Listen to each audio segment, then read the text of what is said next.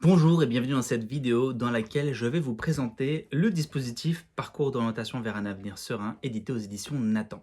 Un dispositif d'orientation pour les collèges adaptable au lycée de par les ateliers que vous retrouverez à l'intérieur.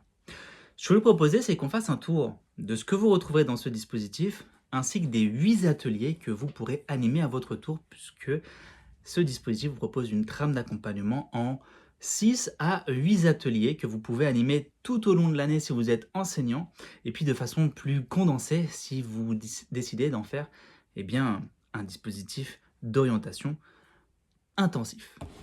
À l'intérieur, vous retrouverez un support pédagogique d'une centaine de pages qui permet de comprendre la démarche d'orientation sur laquelle repose ce dispositif. Ça repose sur l'orientation intrapersonnelle, qui est une démarche d'orientation qui consiste à se trouver soi pour trouver sa voie. Et c'est là que c'est intéressant, parce que la plupart du temps, quand on pense orientation, on pense métier. Sauf que l'orientation intervient en pleine quête identitaire. Dans le fond, la question qu'un élève se pose, c'est qui est-ce que je suis? Et plutôt que de l'accompagner dans cette construction identitaire, dans cette introspection, on le dirige vers une quête métier. Qu'est-ce que tu veux faire de ta vie? On refoule la quête identitaire au profit d'une quête sociale où il va devenir les stéréotypes d'une fonction, entre guillemets.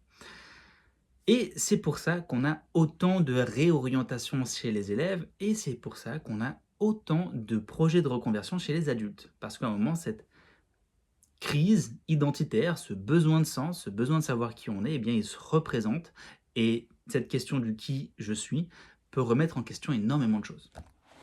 Donc pour guider tout cela, euh, l'orientation intrapersonnelle repose sur deux travaux. Les travaux de Carl Gustav Jung, un psychologue qui a mis en évidence le processus d'individuation, qui est un processus psychologique que l'on suit tous, consciemment ou inconsciemment, la majorité du temps inconsciemment, on suit tous pour apprendre à se connaître et puis vivre simplement de façon épanouie et alignée avec qui l'on est. Pour simplifier cette trame psychologique, on a couplé les travaux de Carl Gustav Jung avec le voyage du héros du célèbre mythologue Joseph Campbell.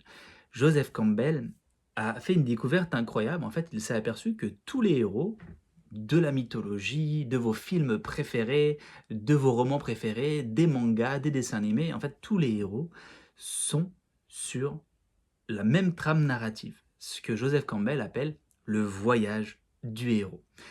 Et c'est là tout l'intérêt, parce qu'il s'aperçoit que Harry Potter, Katniss Everdeen, Frodon, tous vos héros préférés, eh bien en fait, c'est le reflet d'un seul et même héros, vous-même. Parce que vous êtes vous aussi sur un voyage dont vous êtes le héros. Et utiliser cette trame dans l'orientation, ça permet de changer de regard sur l'orientation.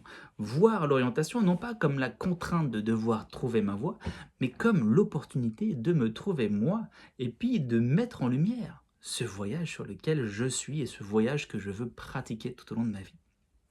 Donc, c'est les deux théories, donc d'un côté psychologique et de l'autre côté mythologique, sur lesquelles repose ce dispositif pour permettre à l'élève d'identifier une histoire qui sera en accord avec qui il est. Donc dans la première moitié de ce support pédagogique, vous découvrez toute cette science et dans la deuxième partie, vous découvrez les 8 ateliers que vous pourrez copier-coller et les animer avec votre patte pour prendre beaucoup de plaisir à animer ça avec vos élèves ou les jeunes que vous accompagnez.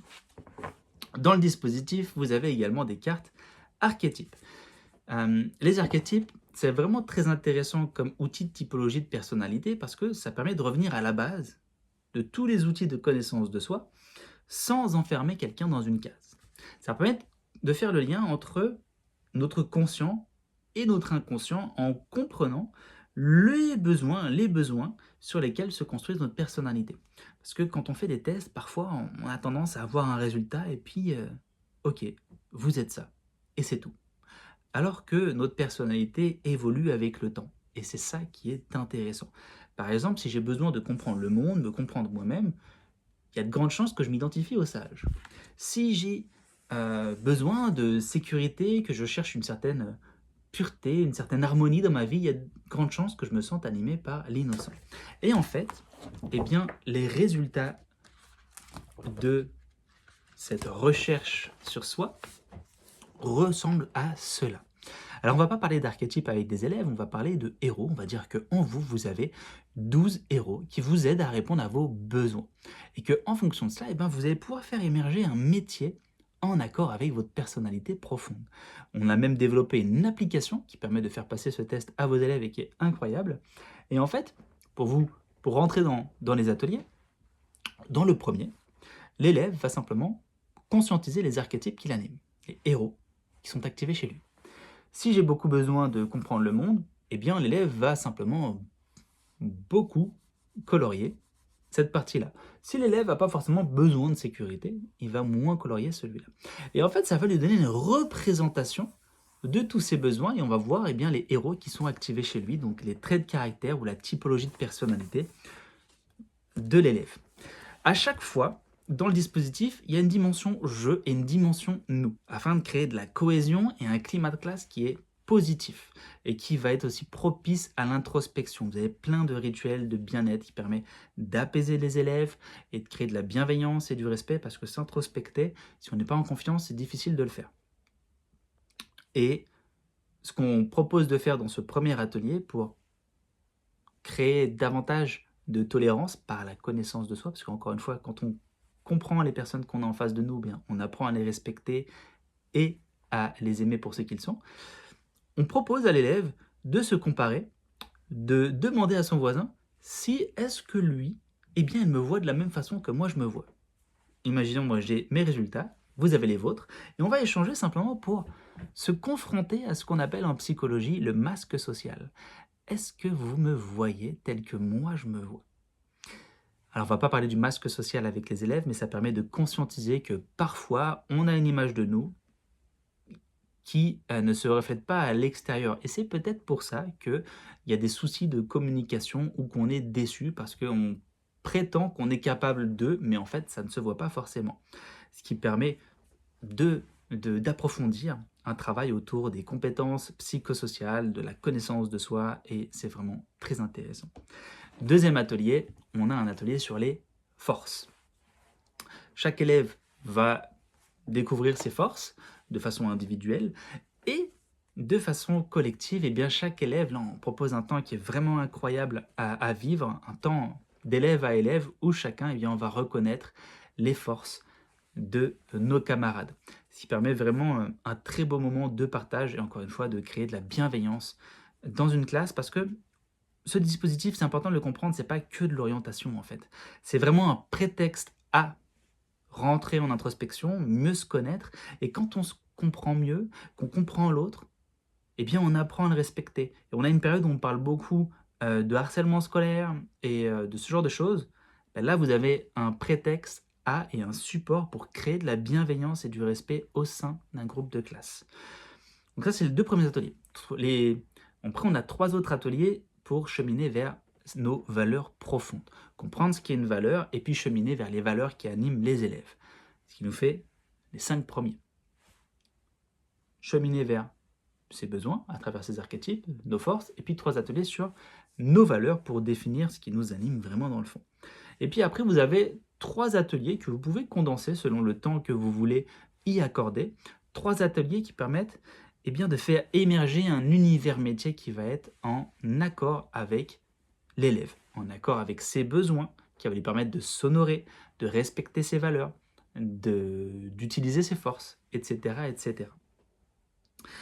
Et après, eh bien, vous pouvez clôturer ce dispositif avec un ensemble de rituels de fin, parce que c'est intéressant, il n'y a plus de rituels aujourd'hui dans notre société, et avoir des rituels, ça permet de passer de l'enfance à l'âge adulte. Et là, on vous propose des rituels significatifs qui permettent à l'élève de marquer la fin de son année et de comprendre que waouh, j'ai fait ce chemin vers moi, j'ai fait un pas de plus vers l'adulte responsable que je vais devenir. Donc c'est vraiment un dispositif qui est très très très complet et que moi personnellement j'ai aussi animé avec des adultes, c'est incroyable.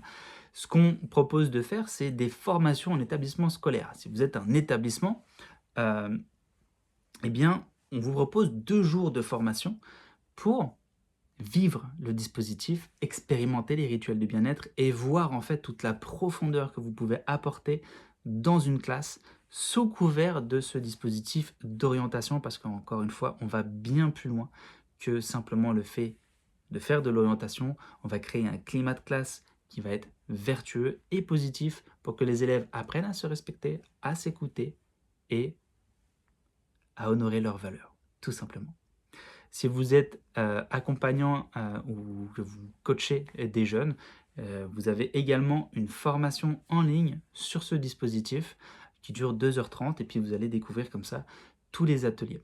On est aujourd'hui une équipe d'une quinzaine de formateurs issus d'accompagnants, d'anciens enseignants qui allons former les établissements scolaires à ce dispositif. J'aurai grand plaisir à intervenir dans le vôtre pour former votre équipe ou pourquoi pas, si vous manquez de temps, simplement animer une conférence ou intervenir auprès de votre équipe parce qu'encore une fois, c'est génial ce qu'on peut faire avec ces outils et ces ateliers en classe.